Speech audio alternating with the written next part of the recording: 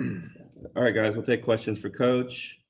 We'll start with Mike and then go to Ryan.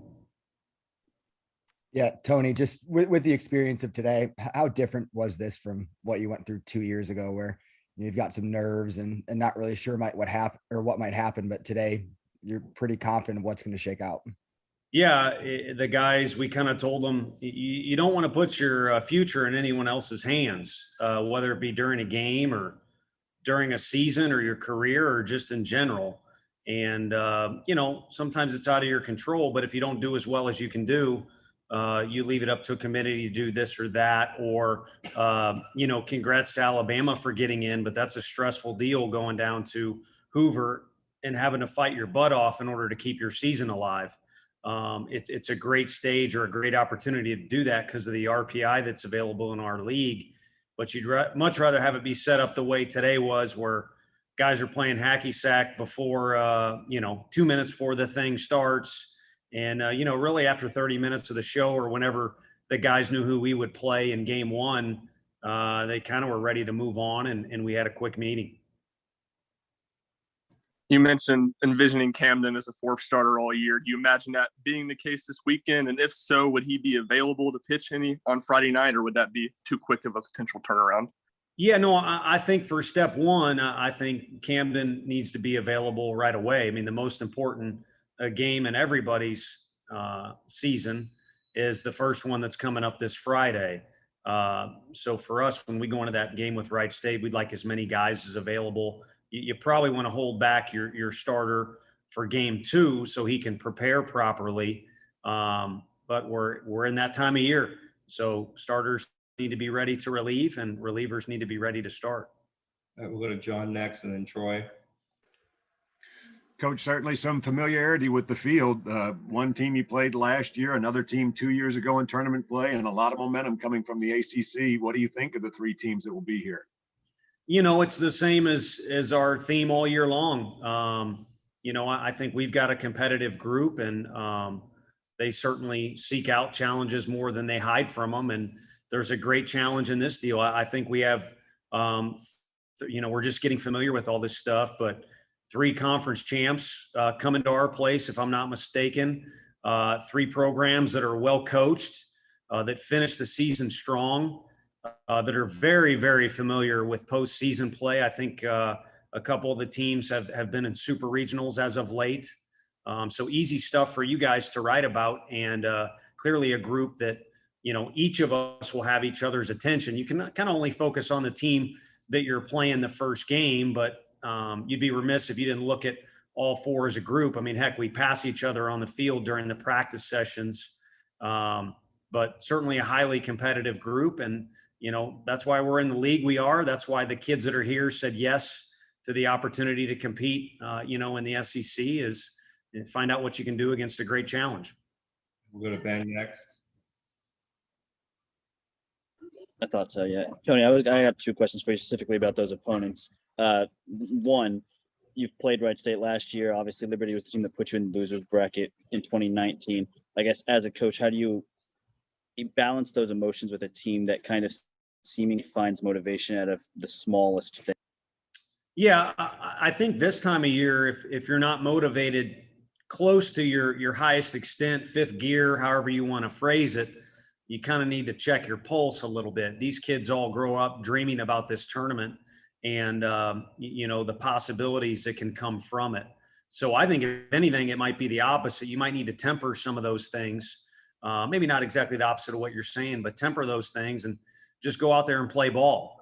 But with each new day, kind of like we just experienced in Hoover, whether it's the opponent, the time of day you play, the circumstances, the situations that pop up in the middle of the game, those can dictate, some things as well with your team. And I think it's important for our guys to manage those situations as they pop up. So, as it relates to the teams, having played them in recent times, there's some, we played Liberty on a Tuesday going into that regional in North Carolina. So there's a scouting report, there's an outcome, there's things that tie into it. But at the same time, we're a different team than, the Florida team that we just played. I mean, Leftwich is one of the best pitchers in the country right now.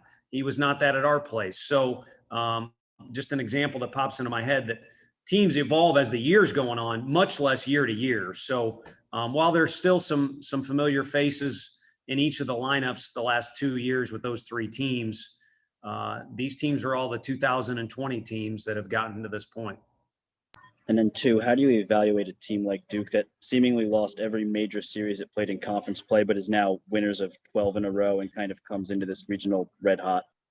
Yeah, dragging from that same theme, that you can be a different team as the season evolves, and a guy may figure a thing out or two. So you got to look at that. On the opposite end of that spectrum, the regular season is the regular season, and then you kind of almost begin a new section, or almost kind of a unique little season unto its own with your conference tournament. And both of those are now over with. So we'll leave those in the past and hang our hat on the accomplishments that have taken place during those. But we'll also kind of start anew and have a blank slate for this regional that we've kind of been envisioning or dreaming about on our home turf. Yeah, Tony, I'm just curious, as you were driving back last night and maybe going through Chattanooga, once the emotions have kind of rubbed off or whatnot, and did you learn anything new about your team this week in Hoover? And what do you take from that going into this weekend? Just where are you at mentally in regards to kind of what you're thinking about your team heading into this weekend?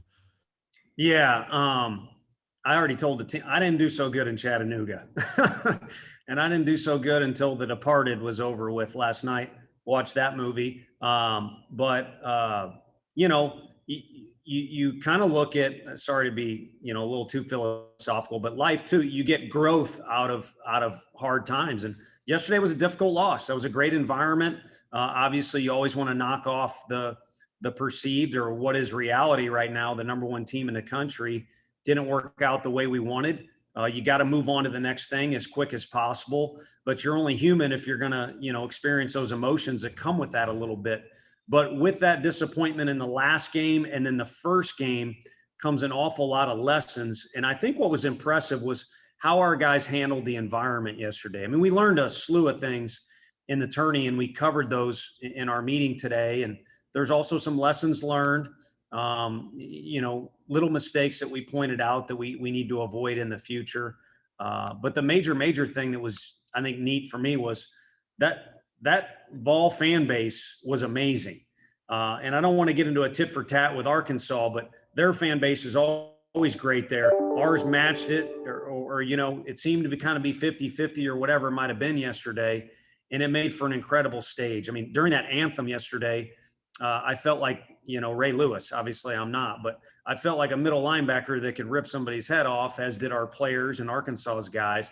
And for our guys to handle all that and play well for most of that game, I think was a good point, because that stage is going to become familiar here, starting with Friday. Loud crowd, a lot to play for, and all that good stuff.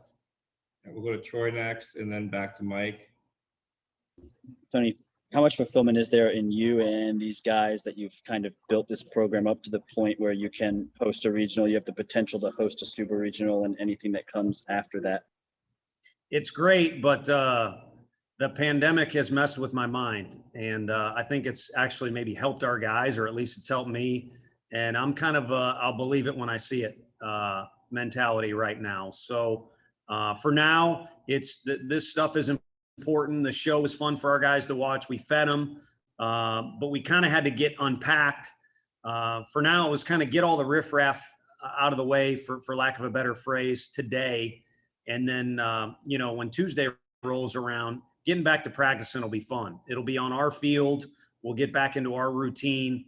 And I think we'll prepare, hopefully with a little bit of edge to us, because we didn't finish on the note that we wanted to down in Hoover. So then we'll worry about the next day, and eventually, however many days there are between now and Friday, when there's a lot of orange in the stands and we have our national anthem here, that's when I'll be excited about the vision that we had for this regional. Yeah, Tony, I have 2 questions for you as well. Just first off, do you have any early thoughts on how you might line up starting pitching for the regional? Yeah, I mean, we've we've got we didn't want to mess with Chad or Blade in yesterday's game, and like I kind of mentioned post game, even kind of messed up the Hunley strategy a little bit. But the one thing we did come away out of Hoover with is you can't say that we overtaxed anybody. So we have everybody available. We will line guys up for this is where we think we'll use you. But I think before we commit to anything, we'd like to let everything settle down today, have conversations as a staff, also have conversations with our players, and then put a plan into play. And then secondly, with being at home, what are the upsides for players with routines, and are there potential downsides just to being at home and maybe outside of the environment that you might normally have in the postseason? Yeah, no, I think for our guys, there's a sense of familiarity and comfort. You get to sleep in your own bed. You always talk about control the things you can control. Well, you can control a lot more things when you're in your own environment. So I think we'll be able to do that. At the same time, we'll be restricted just like the other three teams. I've cautioned our guys, when you get to Hoover, it kind of gets down to, hey, you can do this, but you can't do this. Well, when you get to an NCAA regional, you can multiply that by about 3. You can stand here, but you can't stand here. During a rain delay, you have to stay right here. So again, important for our guys to manage. I think you're alluding to, there can be some distractions, with tickets and family, but, managing those small peripheral things, but also what comes at our place with what we can and can't do. There'll be some routines we'll be able to keep, but that we won't be able to do. It really should not affect what goes on between the lines. It's kind of environment versus the game. Regardless of what goes on, the environment's going to be phenomenal, but the game is the game, and that's where our guys' heads need to be. All right, guys, we got time for 2 more with Coach. We'll go to Ben and then finish with John. Yeah, Tony, I was just curious about kind of the progression of the program. I know you're not big picture right now, but 2 years ago you did just talk about maybe being a little nervous during the selection show, and not a lot of nerves today. Just can you just speak to kind of how far the program has come and what it meant to you to be able to host a regional and potentially a super regional, and how big has that been for recruiting? I know you can't talk about individual prospects or whatnot, but just in general, how big has this been for recruiting? It's been a boost, but I'll tell you, the number one, if you were to go trending topic, I've said this before, the number one thing that's going on right now is the kids that we're visiting with or that are committed to us are seeing the environment that we're playing in. And I think we're playing in that environment because guys like Q and Josh develop our players, and that's helping the environment get better. But also we're fortunate enough to be at a place like Tennessee where the environment's off the charts, whether it be yesterday or even more so the home games we've had, in recent weeks here. And they're seeing that. And that can really add to a kid's experience when he's in college ball. It can also prepare him for the dream of what is Major League Baseball, after this. So I think that's huge. And then you talk about progression.